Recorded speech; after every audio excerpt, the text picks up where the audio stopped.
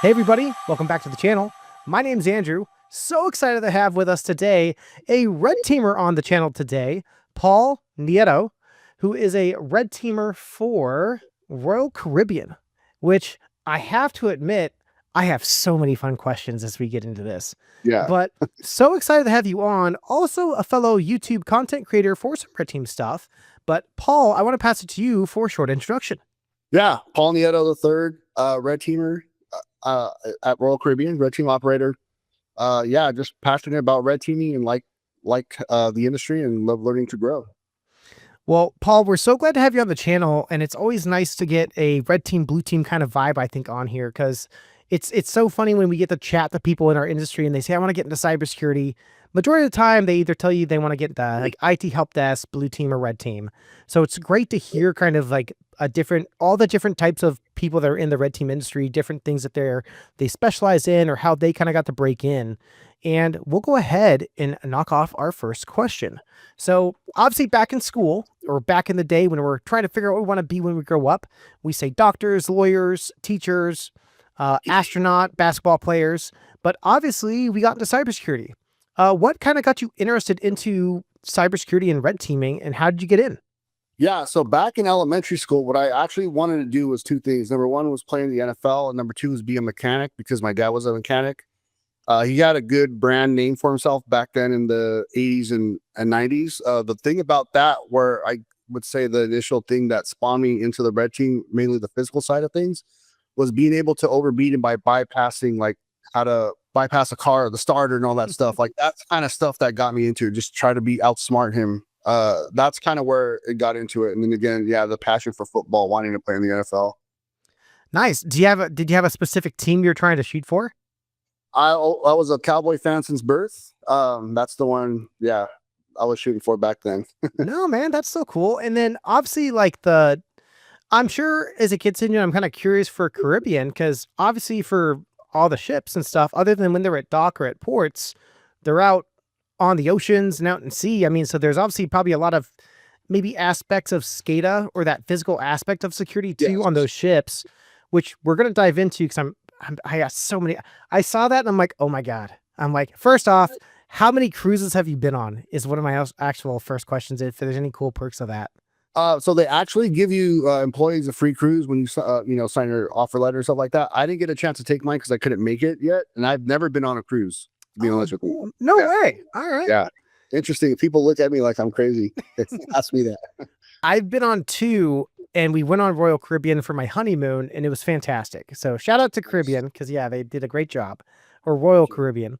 But yeah, I guess before we get into the deep dives of maybe some cool ins and outs of like what a day-to-day looks like with working as a red teamer for Red Team on Royal Caribbean, let's talk about probably the most second to ask question that we a lot of get into to this series is education, certification, and experience. Where do you weigh the three and why? Yeah, that's actually a good question. I know there's a lot of debate about that, especially with the different types and oversaturated, or I don't know if that's the right term, but we have a lot of different certs, especially in offensive security or cyber as a whole. Mm-hmm. For me, I would say the two that go together or run in parallel are experience and actually hands-on keyboard certs. Those would be for me. That's what I tell everyone, especially now that I'm trying to do my own thing on the side, is look for people that have hands-on keyboard experience because for me, it just doesn't do it for me for, multiple choice exams or certifications. I don't learn anything that way. It's just memorizing stuff. Yeah. Now I will say for entry level to get the basic key terms, like CEH would be great, but not everyone coming out of college or young could afford 35K plus for the training. So there's an imbalance there that I think needs to be fixed in the industry, but I think there are a place for them. It's just, I wouldn't take them as like someone that has a CPTS or OSCP kind of thing. Yeah, and breaking into cyber is can be a very expensive piece of it to get like the acronyms and the letters behind your name with all the certifications, right? But I'm sure as you and I both know, Paul, like getting in can be YouTube Academy, can be some of the more freer sources, can be building your home lab.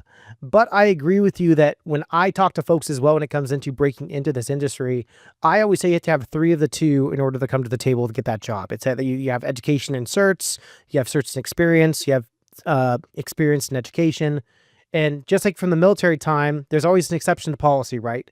So you do really well with a hiring manager, or you have an in, or you're a really strong hard worker and you interview well. And it's a tier, maybe a lower tier job that they can train you or get you to where they need to be, then absolutely. But I also agree with you because yeah, those hands-on certifications, they work on not only the soft skills of like memorization and terminology, but it's can you actually do the tasks that you were trained to do in this course? Yeah, exactly. And then also too, one thing, the certs aren't the end all be all. You still got to learn. It's just going to teach you the basic avenues of the routes of the role of the specific task of the cert. So pretty much actually you still got to deep dive and learn more things on your own, right? Like say like the threat hunting one for OffSec, it's going to teach you the basics of Splunk and CrowdStrike. It's still going to take you, there's a lot more to learn now, especially as those two platforms evolve, especially CrowdStrike evolving with all their different plugins. Now they got their next gen sim.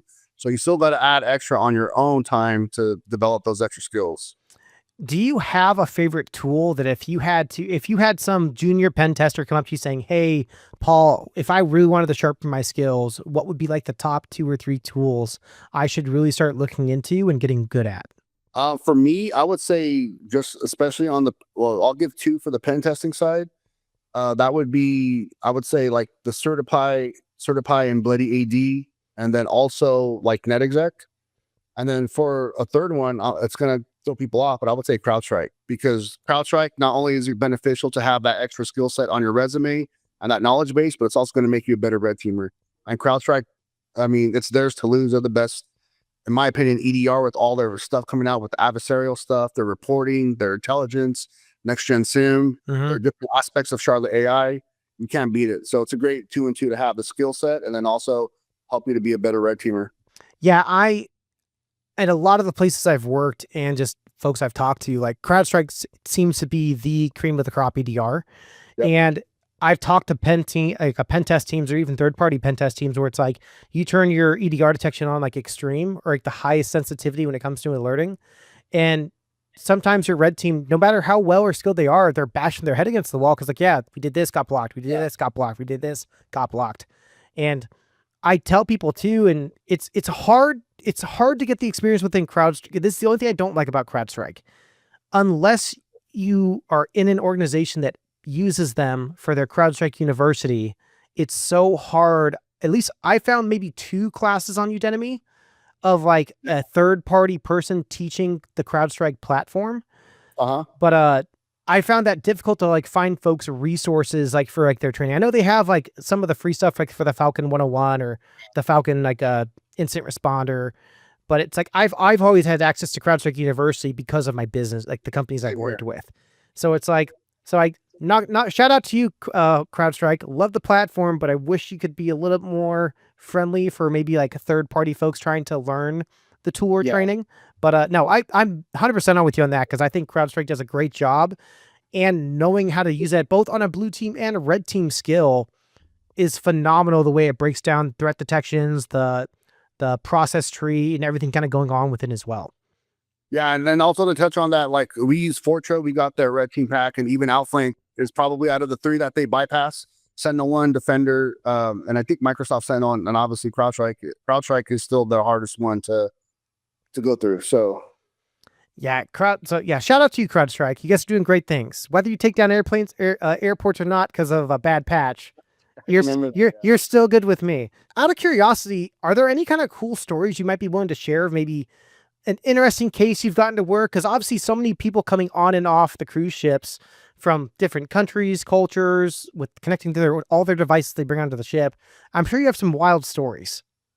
Yeah, I'll give one that was kind of one of my first, like almost a little under a year. It's public knowledge. It was actually in Yahoo. There's some weirdos on there that put those cameras. And again, I've never been on a cruise line. I've never seen every nook and cranny. So they pretty much tied up, like, I think we were giving a MAC address or so we were given something. I'm like, what do you want us to do with this? Or direct from our team. And pretty much they had a camera that was tapped to the Wi-Fi in the bathrooms, in the family bathrooms. So it was one of those weirdo stuffs. We had, issues with the casinos, like people popping in drives, some of the employee stuff. So even though it's legit, There was a lot of use cases for pies, people bringing their cell phones because it's kind of that hybrid scenarios with some of the crew members. So you see a lot of some weird stuff, especially when you look through logs. And recently we found out that some of the logs in Azure or Microsoft come up looking crazy like there's an actual fire alarm when if you look at it from Splunk, CrowdStrike, or LogScale or something like that. So that kind of threw us off as well. Yeah, so just mindful people, it might come up different in those two. But yeah, and also Royal Caribbean is so old. Well, it's been there so long and it's so big that there's, crazy shadow IT, my uncle's brother's cousins. Yep. That build out the SQL server for the casino that's how I found out we were tied to MGM when that whole thing happened, our casinos. I had no idea that we were, or which ones we used for our royalty rewards card. So that's pretty much how that happened as well. Man, that's wild and so crazy. And it's, I guess, thinking about that too, like because once they get onto the ship, I mean, like, I jokingly say this about every company, is like, as long as you know your network, you have a good topography and like a net map. Yeah. Like, as soon as you see all the new stuff come on, it's like, I couldn't imagine it's not hard to say, yeah, that's not us. That's not us. Yeah, that's definitely not us.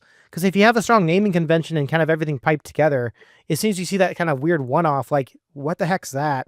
And I'm sure that's kind of where the rabbit hole begins. Like, hey, here's the entrance. Let's start digging. Yep, that's not us. This is XYZ. And then that can kind of get your guys' case kind of up and moving. Yeah, that's true. And then also, we have the different subsidiaries with Celebrity and Silversea. So Silversea's still getting technically integrated with us. It's not fully. So we still have that aspects as well, which, sometimes there's false alarms and fires that happen with that. So, Paul, I kind of have a weird one-off question for you, because as much as cyber's amazing, a lot of folks, I think, sometimes miss the fact of like the fire hose of information that folks get into as they get into this industry. So I know we talk about all the pros about cyber, but if you had to pick one con, and we'll obviously with you specifically, we'll go pen testing, what would you say there could be one negative of someone that's maybe not anticipating their first pen testing role, what they should expect? Yeah, there's actually two of them that could technically tie in together. And this is what I found out. And this is why I'm thankful for working at Royal, because especially the team and why I learned. So going into Royal Caribbean, obviously I started off as a pen tester, and my way up to red team operator. But within the first 4 months, there was an actual incident. And the way Royal Caribbean does, and this is my first job outside of the tech industry, like Facebook, Apple, GoPro, Box. You have to wear dual hats. So if there's an incident, it's 24/7. So I have to act as a threat hunter. That's why I'm proficient with CrowdStrike and LogScale and some of these tools. So that was my first time ever doing incident. I used Splunk for physical security to build out dashboards and get reports. So I literally thought I was going to get fired. So as a red teamer, even if that's not your role, I would jump in and learn the blue side of things, because again, that's an added skill set. It's there being a team player to assist, and you can even consult as a red teamer to try to find the threat, or where the pivot, the lateral movement, etc. But also getting that, like I said, that knowledge is going to help out if you ever need it in the past. And it's going to make you a better red teamer. So I would say that. And the second thing is having thick skin, because tabletop exercises, being from the physical security crisis management, where there's that great integration area, everything's all good. A lot of people like to be the loudest person in the room during those tabletop exercises, use the buzzwords. But when it's a SHTF scenario, there's a lot of sensitivity that happens because people's change, right? And even though they're not being mean or it's going to be more direct and blunt because there's an actual crisis. So being able to get your body in some kind of shape so you could be able to handle the stress, because it's hard, and a lot of people don't talk about that in cyber. And sometimes you'll see your CISO who's great, he or she person, but when it's like I said, SHTF scenario, like things change and you better be on point. It's stressful. Like you'll work 12-hour shifts on and on.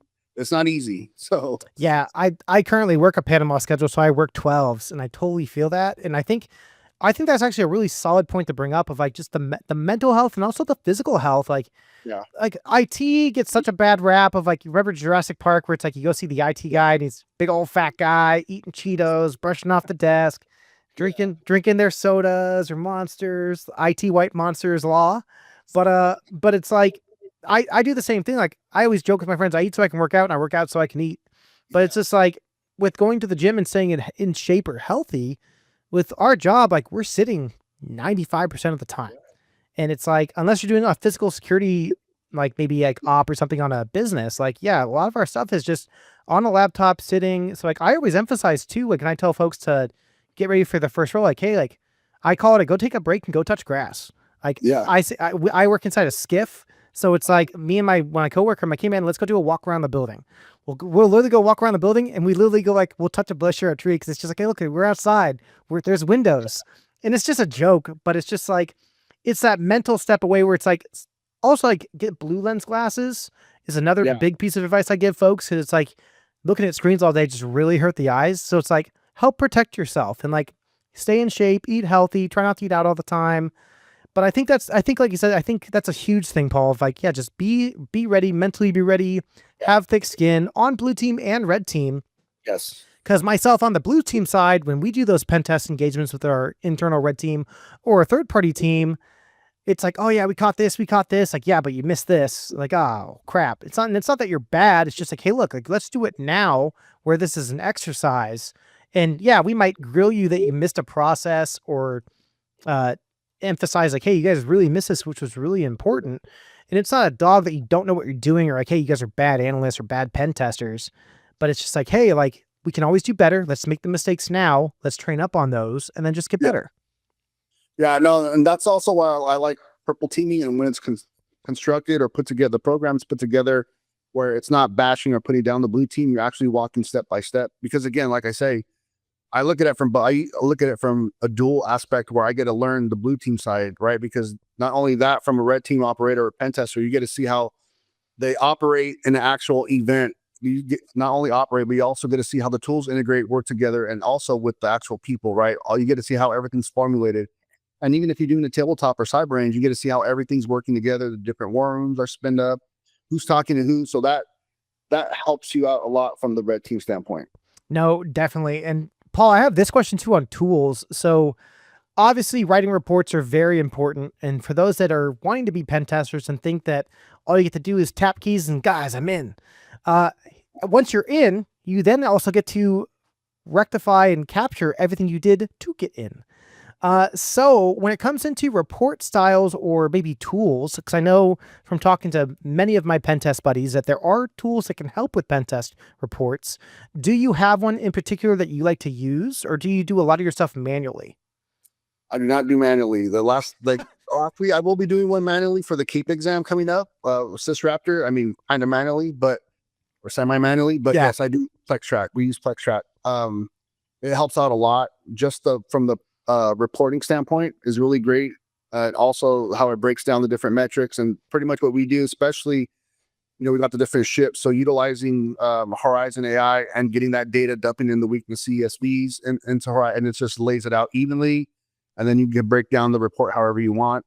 And then also the key thing with PlexTrack is why I like it is because they got their integration. So anything you have that's critical, however you want to take it in or output the data into Snow, it'll meet your SLAs and they'll create the tickets, automate the flow. I mean, you could pretty much do whatever you want with it. Yeah, even Jira as well. So I like where PlexTrack's going. It's just that automation. The way it's done is pretty much like a Splunk sword. Like you build it out how you want and then take it from there.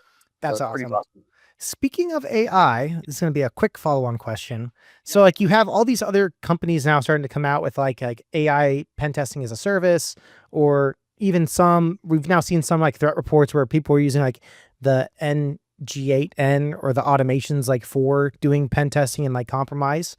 What are your thoughts with AI pen testing, or like even like Kali GPT that like I know that like GPT has as well? Like, do you find it as a resource, as like something that can help better a junior pen tester? Or do you feel that it might be weakening their skills, trying to rely on that too much and not trying to understand their basics or foundations of like, compared to probably when you went through learning your concepts of pen testing, like AI wasn't really fully around when we were getting in, right? Like we had to learn Linux, learn the commands, learn the prompts, learn Metasploit. But now you have some processes in these AI tools where it's like, hey, run CVE blah on Metasploit, and here's my source, here's my destination, here's my target, boom, run. And it just now does it automatically. What are your kind of thoughts on that? Do you think folks should be trying to rely on that, or should they still try to make sure they learn the roots? This is actually a great and big answer to the question. I actually just made a video about this. Some people didn't take it that well. But there's different multiple aspects, right? So as far as the tool, like these autonomous um tools. So currently, like I said, we're using Horizon AI. They changed their pricing model, which is public knowledge. So I'm POCing Breachlock and then also Pentera down the road. I've worked with their team, so I know how how the roadmap's going, like what their visions is. Now Pentera, I had the meeting with them at Black Hat, and now they have a tool. They acquired a company. It's public knowledge now, where they pretty much you could go in and pretty much fix things that don't get fixed. That's a big issue, right? Oh yeah. Stuff. So for me, like pretty much what I said, I'll try to shorten the answer is number one is these things are going to kill vulnerability scanners. So Nessus, Rapid7, because not only are they going to take away the false positives, I got you. they're also going to give you the proof of concept and screenshots, right? They're actually going to do the actual exploit the vulnerabilities. Number two is I see them for the most part, at least at if you're internal, like at a Facebook, Apple, etc., they're pretty much going to kill the junior pen tester role. And that's why I tell people, now you got to elevate with technology, you got to grow. So don't look at it as I'm out of a role now, I've been wasting my time. No, elevate it to a junior red teamer, right? Yeah.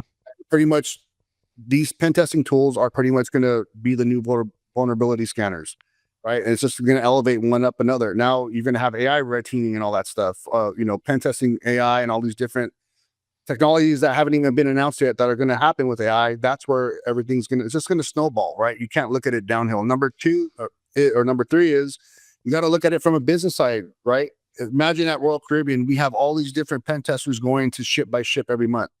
You're going to cut costs. You're going to cut man hours. So the ROI, you're going to be probably paying a big price up front. And hopefully you get that negotiated on a 3 to 5 year deal, but it's going to cut costs, and the ROI for the business standpoint is going to be tremendously huge. And you can implement those on other different tools, integrations, etc. Yep. So that's how people got to look at it. It's not just one answer. It's multiple different factions. Yeah, it's nail on the head, Paul, because I tell people it's not that you're going to lose your job to AI. You're going to lose it to those that know how to use it well to make their job faster. And that seems to be the ruling pattern that when you talk to folks, it's like, because even across a lot of organizations inside the banks, the state, the federal, like AI is there, but it's not fully replaced anything yet, even at my level. So it's like, it's getting better and it helps speed up processes. But yeah, I've yet to see it fully do a great job. And on some places it does. I think AI is also going to very quickly replace GRC, which is because all GRC is you're checking logs and you're checking boxes for policy. And so coming out with them, like Horizon's coming out with them, Plextrack's coming out. I think Plextrack has their portion of it already within Snow, so it's already done. So I mean, yeah, and then also, the other kicker is the blue team side of things. CrowdStrike, right? Number one, you have to know how to manage, configure, deploy those agents, right?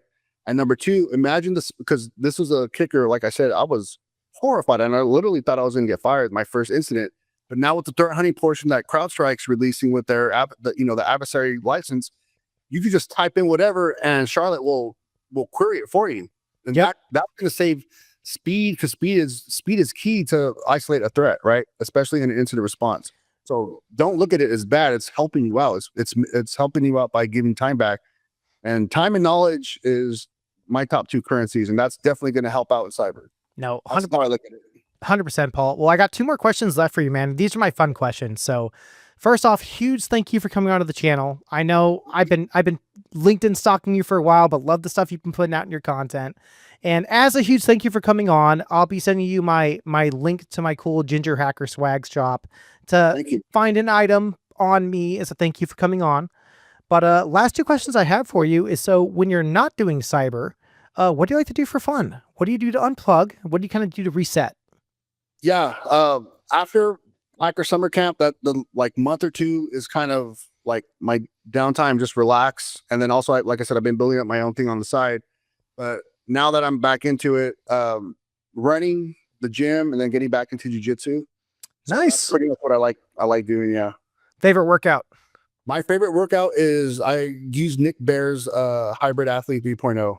1 to 3.0. Yeah. So I've been following Nick Bear. I like the Hybrid Athletes workouts. This fits me better. Good stuff, man. Heck yeah, man. Well, Paul, this has been a blast, man. And if you want to do a quick shout out to your YouTube channel as well, real fast, for folks want to find you or follow you? Yeah, go ahead and follow me on 0x3 Security, YouTube, LinkedIn, Instagram, and Facebook.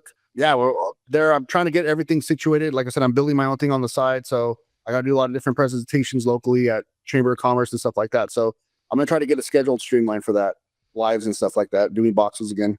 And we'll make sure, everybody, if you're watching, we're going to put all those links down below inside the description as well and within the comments.